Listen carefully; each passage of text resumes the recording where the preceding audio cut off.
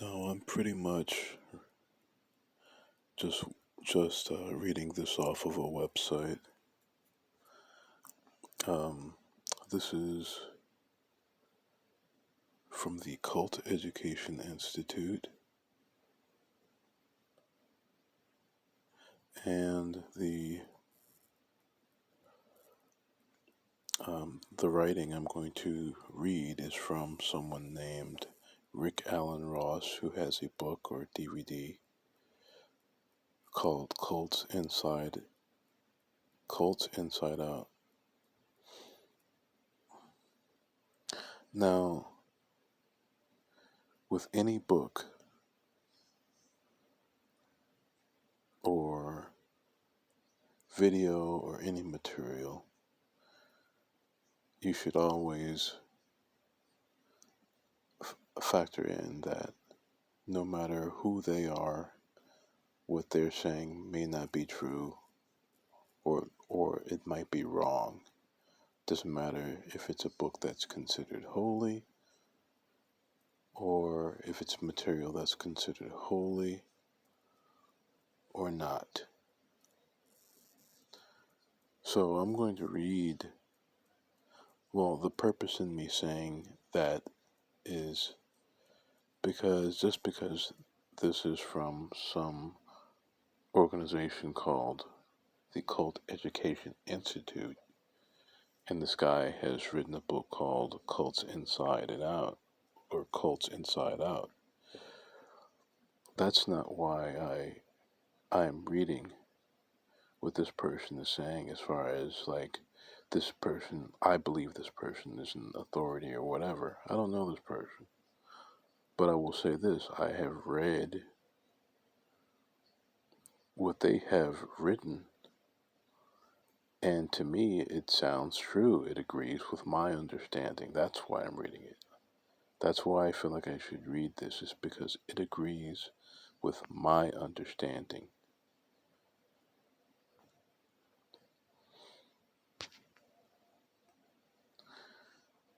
Okay, so this is titled 10 Warning Signs of a Potentially Unsafe Group Leader.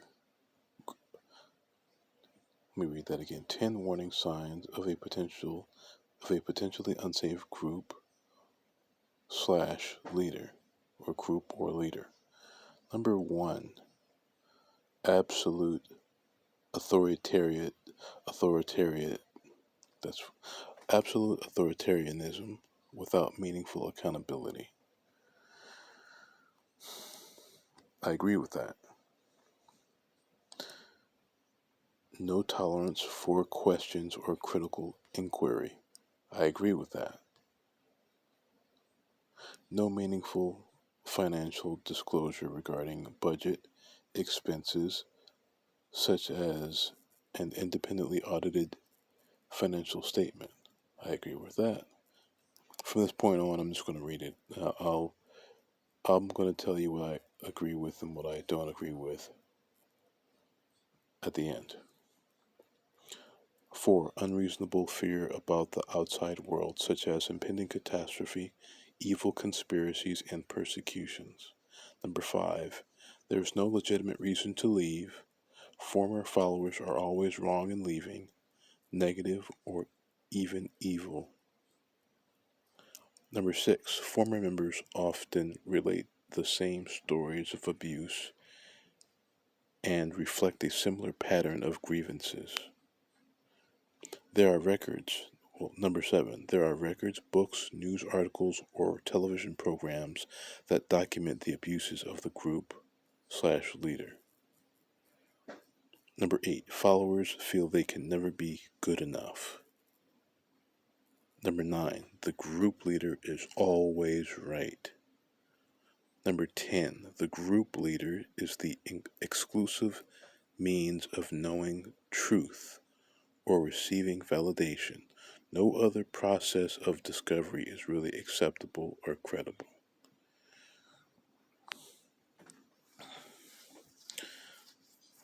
All of this that this person wrote down, I agree with. with the exception of uh,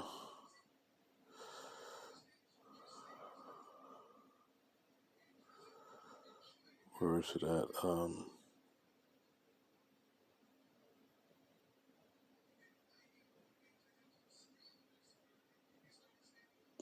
Well, I can't say I disagree with this. I just feel like there's room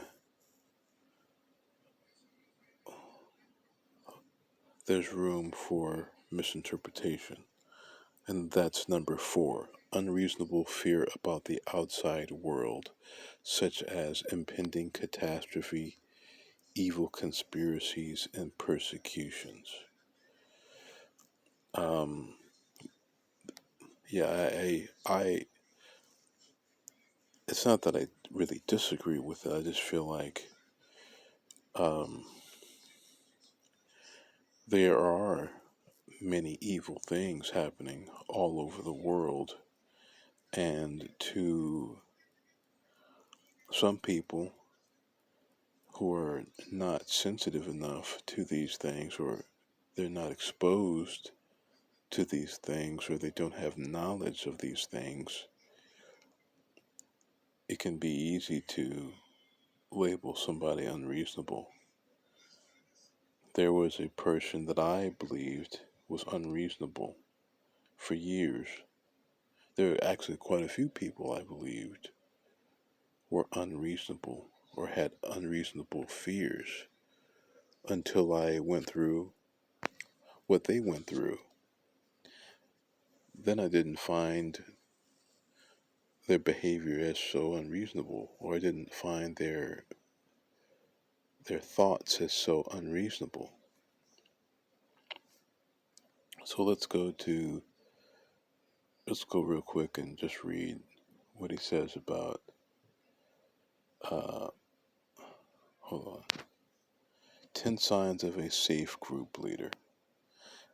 Number 1, a safe group leader will answer your questions without becoming judgmental and punitive. Number 2, a safe group leader will disclose information such as finances and often offer an independently audited financial statement regarding budget and expenses. Safe groups and leaders will tell you more than you want to know. Number 3, a safe group leader is often democratic, sharing decision making and encouraging accountability and oversight. Number 4, a safe group leader may have disgruntled former followers, but will not vilify, excommunicate, and forbid others from associating with them. Number 5, a safe group leader will not have a paper trail of overwhelmingly negative records, books, articles, and statements about them. I'd like to add to that real quick. If that person was known to have strong dislikes on their platform or on a certain, if that person has like more, and this is just my opinion, I'm just adding on to that.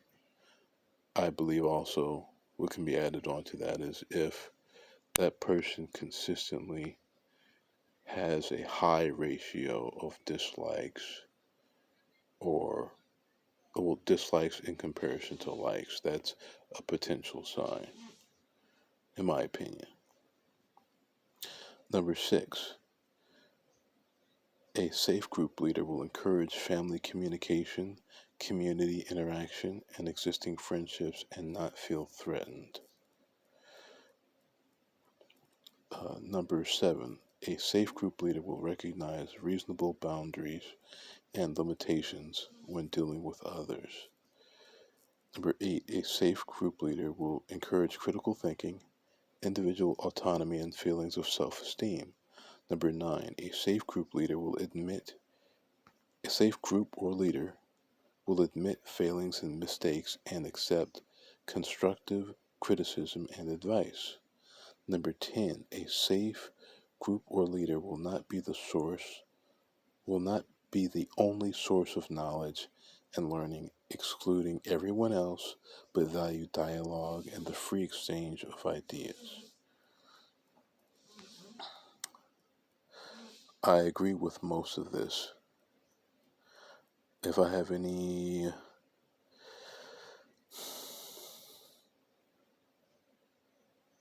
reservations about one or two, it would be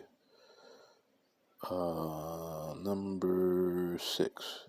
A safe group leader will encourage family communication, community, uh, community interaction, and existing friendships, and not feel threatened.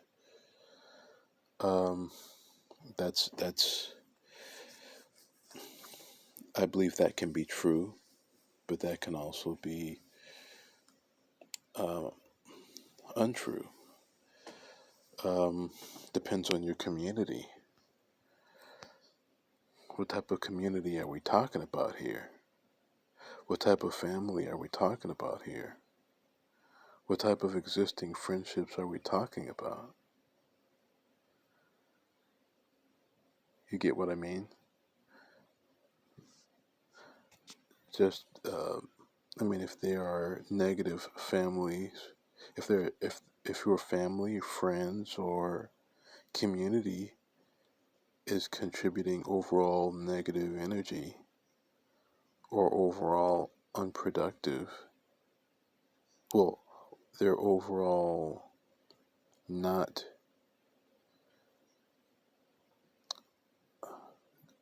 good for for what you want to accomplish. I'm not finding the words right now, sorry, but yeah, I think you get my meaning. So for number 6, that I feel like that's 50-50. Now, if your family is if your friendships and your family and your community were uh, healthy or overall healthy for uh, your whatever path you're trying to go, or they're good for what you're trying to accomplish, like they're contributing to what you want your life to be about and accomplishing your goals, then yeah, if somebody's telling you to not be around uh, beneficial people, then definitely I would say that that's not a good group or a good leader. So I'm like 50-50 on that. Um, yeah, I understand why he put that there. So I overall agree. I'm, it's good that he put it there. So I'm not trying to, I definitely believe this person knows what he's doing, and he knows what he's talking about. Independently on my own, for years, I looked up uh, uh, different cults and different groups, and spoke to so many different. I mean, religion was kind of like my thing. I had a very strong interest in the religions of the world, to the point where there were times when, with certain, well, I'll say there were times when the first thing on my mind in the morning and the last thing on my mind when I went to bed were uh, religious concepts or beliefs that I was thinking about. And we're talking about also throughout the day. It seemed like the whole day, or most of the day, was just thinking about this stuff. And I mean, it's hard to really describe how much. It's hard to put into words, but I'll just say it was like my bread and my butter. It was my, the enthusiasm I had for this would be similar to I mean, I'll say it was my life, and I liked it. It was like it was my life. So, um, and I enjoyed it. So on my own, I my point in saying that is on my own, I adopted certain beliefs about religions and safe leaders and unsafe leaders and unsafe groups and stuff like that.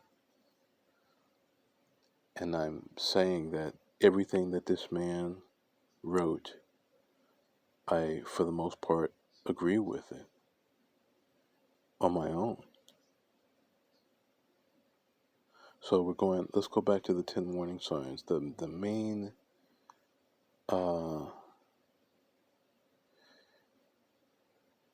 me see.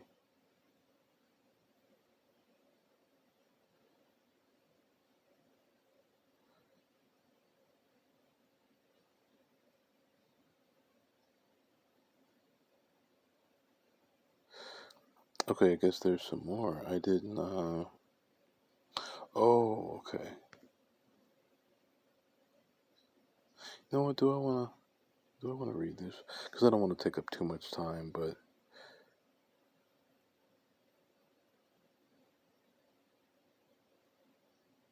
okay. Well, don't want to read this. Um, no.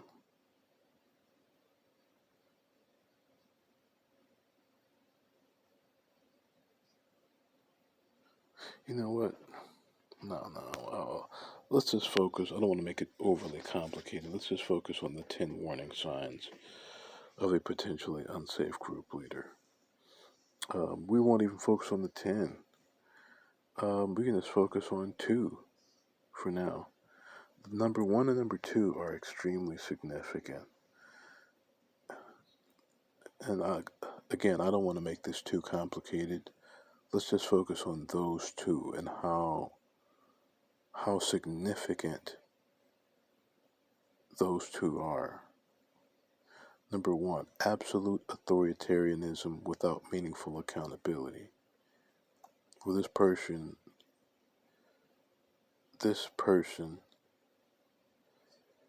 is wants to be. This person needs to be followed at every step, and they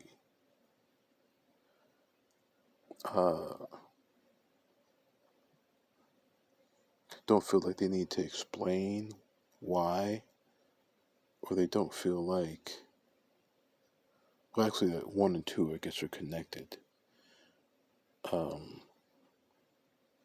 No tolerance for questions and critical inquiry. It's almost like a mafia or something where they don't want to answer questions because questions lead to answers that they don't want to give because they don't even want you in that area. They don't even want your mind even thinking about what it is they're doing. Or a corrupt government.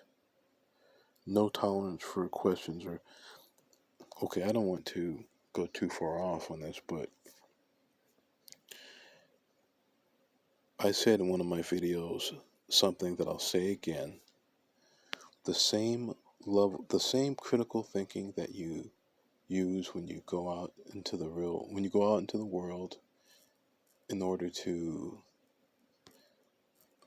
purchase goods and services, that's the same critical thinking you should apply to your religious groups or your groups in general. Meaning you wouldn't just believe what someone says out in the street as if as if they have your best interest. You wouldn't, I mean, a responsible person wouldn't do that. A responsible person would shop around for services. A responsible person would shop around for good deals. Unless you just have, I mean, unless you're just so rich, like money is just like water. And I still, and if you, even if you did that, that's still not even a good reason, because you can't be out here not using your brain, because if you are rich and you're out here spending money like water and you're not paying attention, somebody can watch that you're not paying attention, and next thing you know, you're targeted. Also, you're not going to have your money for long. My point is, you're not going to have money for long, or you might not have money or your life for long if you're out here not using your brain. So, again, the same critical thinking that you use to uh, purchase goods and services and make life and death decisions, and just go about your life. Don't turn that off because some group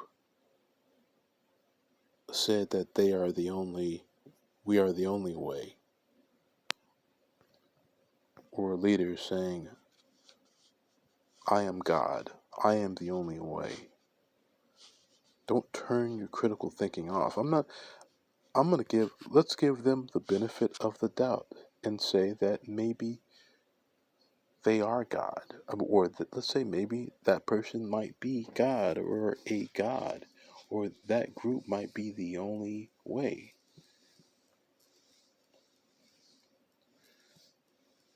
That doesn't mean that you're supposed to believe them.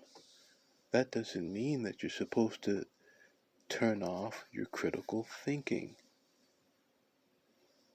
Short story, I met a man who said he was a prophet, and people knew this man.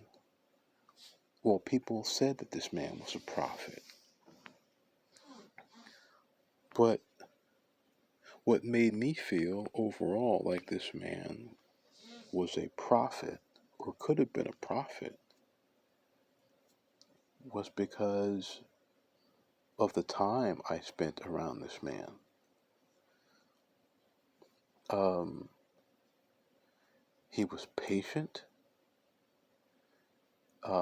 He never got, if I asked a sincere, I mean, I almost never saw this man angry. I think I saw him angry once. Like, really, like, I think I saw him angry one time. And there were more than enough things to get him upset, or to get us upset. I mean, if anything, he calmed me down. It's almost like he always had almost like a perfect answer or a perfect response to anything to practically uh anything related to spirituality. That's what made me feel like I think this man is a prophet, and if he's not a prophet, he'll do until the prophet or a prophet gets here. Didn't even matter. This man, even to this day, when I think about this man, um, it's like if I think about what he would have done when I'm in.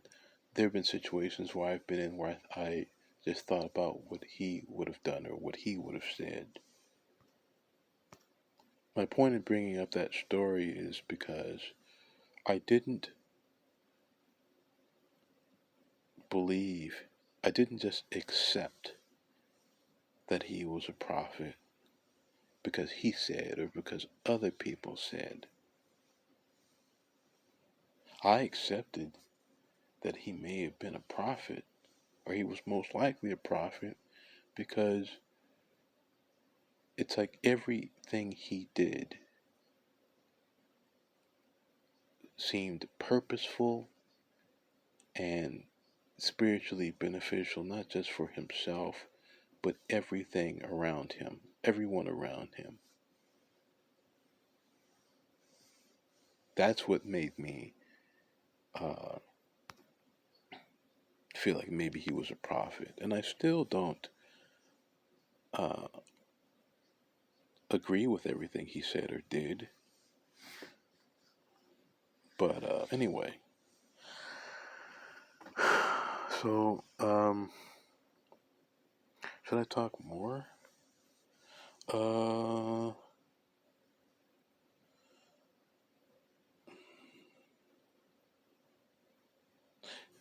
you know what? Maybe I'll talk a little bit more. Um, I have been to I've been around Scientologists. I've been around uh, uh, uh, Muslims, Christians, gang members of different gangs, um, soldiers or ex-soldiers.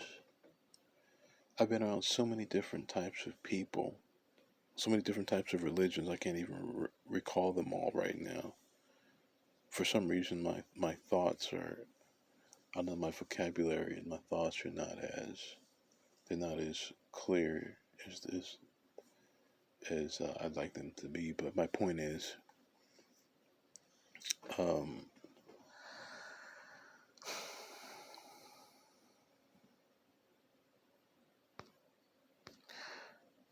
there are people, just because you come from one of these groups does not mean that it has to be set in stone.